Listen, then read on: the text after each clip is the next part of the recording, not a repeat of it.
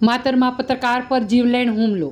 જમીન અને સમાધાન બાબતે અદાવત રાખી 5 શખ્સોએ ઢોર માર માર્યો. પોલીસ ફરિયાદ દાખલ. ખેડા જિલ્લાના માતર પંથકમાં એક ચોંકાવનારી ઘટના સામે આવી છે. માતરમાં રહેતા અને પત્રકારત્વ સાથે સંકળાયેલા ઉમંગભાઈ નિલેશભાઈ શર્મા પર 5 જેટલા શખ્સોએ એક સંપ થઈને જીવલેણ હુમલો કર્યો છે. વાણંદ પંચ મિલકત ટ્રસ્ટની જમીન અને અગાઉ થયેલા કોઈ સમાધાનની અદાવત રાખીને આ હુમલો કરવામાં આવ્યો હોવાનું પોલીસ ફરિયાદમાં ખુલવા પામ્યું છે. મળતી વિગતો અનુસાર માતરની તુલસી વિલા સોસાયટીમાં રહેતા ફરિયાદી ઉમંગભાઈ શર્મા પર એક વિશાલ ખેંગારભાઈ રબારી, 2 જયેશભાઈ લાલજીભાઈ રબારી, પ્રકાશભાઈ ઉર્ફે પકો, હરતનભાઈ રબારી, પાર્થ અર્જુનભાઈ રબારી, ભોલો રબારી, જૈન દેરાસર નાના રબારી વાસ ગ્રામ પંચાયતમાં નોકરી કરે છે સહિતના શખ્સોએ હુમલો કર્યો હતો. આરોપીઓએ ફરિયાદીને ફોન કરી બોલાવ્યા હતા અને ત્યારબાદ ગાળો ભાંડી હતી.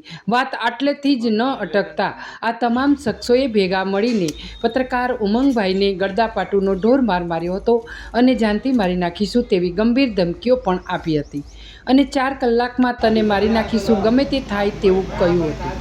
બૂમાબૂમ થતાં આસપાસના લોકો દોડી આવતા હુમલાખોરો ત્યાંથી ફરાર થઈ ગયા હતા અને પત્રકારનો બચાવ થયો હતો. હુમલામાં ગંભીર રીતે ઘાયલ થયેલા ઉમંગભાઈને તાત્કાલિક સારવાર અર્થે માતરની CHC હોસ્પિટલમાં ખસેડવામાં આવ્યા હતા. હાલમાં ભોગ બનનાર પત્રકારે માતર પોલીસ મથકમાં તમામ આરોપીઓ વિરુદ્ધ નામજોગ ફરિયાદ નોંધાવી છે. એક પત્રકાર પર થયેલા આ ખુલ્લેઆમ હુમલાથી સમગ્ર માતર પંથકમાં અને પત્રકાર આલમમાં ભારે રોષ અને ચકચાર મચી જવા પામી છે. જી, તમારું નામ અને શું ઘટના બની શકે? મારું નામ ઉમંગ શર્મા છે. હું તુલસી વિલામાં રહું છું અને મારું જૂનું મકાન વાડન ખડકીમાં આવ્યું છે.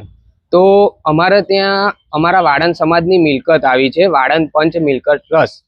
આ મિલકત અમારા ગયડાઓની છે. તો જે અત્યારે રબારીનો કબજો હતો, તો અમે પહેલાં 3 મહિના પહેલાં સમાધાન એ રીતે કર્યું હતું કે જ્યારે અમારી જમીનની માપણી કરવાની હતી ને, એટલે અમે પોલીસ પટોશન માગ્યું હતું SP ઓફિસમાં. એટલે અમને બેવને નિવેદન માટે અહીં બોલાવ્યા હતા. તે જ્યારે નિવેદન માટે બોલાવ્યા હતા ને, ત્યારે અમારે એવી રીતે સમાધાન થયું હતું કે આપણે આ બધું કશું કરવું નથી. એટલે આપણે 300 રૂપિયાના સ્ટેમ્પ ઉપર લખાણ એ લોકોએ આપ્યું હતું અમને કે ભાઈ કે આપણે તમને રાજી ખુશીથી 6 મહિનામાં અમે તમને જગ્યા પાછી આપી દઈશું.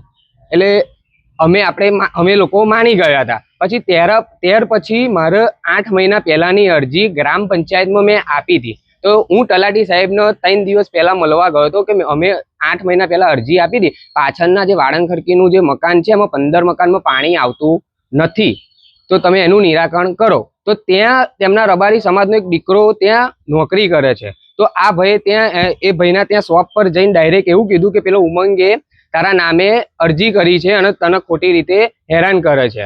તો મેં એના નામે કોઈ પર્સનલ અરજી કરી નથી, કોઈ સમાજના નામે અરજી કરી નથી. તો 2 દિવસથી આ લોકો મને મારવાની ધમકી આપી રહેલા કે તું મારા ગાયનું પાણી છીનવી લેશ. પણ એવું કંઈ છે નહીં. સરપંચ સાહેબ ખુદ આવ્યા હતા. સરપંચ સાહેબે કીધું કે આ જગ્યાએ પાણી નથી આવતું, એટલે નવી પાઇપલાઇન નાખી આપવાની છે. એમને એવું પણ કીધું, એ રીતે સમાધાન કર્યું કે તમને બી પાણી પોકશે ને અમને બી પાણી આપશે. એ વાત પછી એના પછી કાલે મને ગઈ રાત્રે 10:30 વાગે હું ઘરે હતો ને મારી પર ફોન આવ્યા જયેશભાઈ રબારીનો.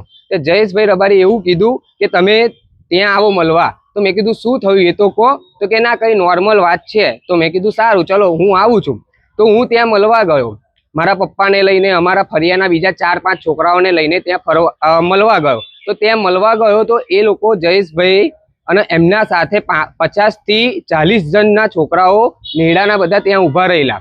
મને પૂછ્યું કે તું અમારા રબારી સમાજ વિશે આવું કેમ ખોટું બોલે છે, કે અમે તને જમીન આલી દેવાનું કીધું છે, તો તું એવું કેમ કહેશ કે તું જમીન નથી આલતા આ લોકો.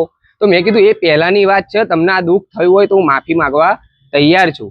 ને તમને એવું લાગતું હોય કે આડો અવરો શબ્દ હું બોલ્યો હોય તો તમે કહેશો એ હું કરવા તૈયાર છું. તો કે તું નાનો છોકરો ઓછો છું કે તને માફ કરી દેવાનો. એમ કરીને મને અમારા ફરિયાના છોકરાઓ અમારી બાજુ મને ખેંચી ગયા.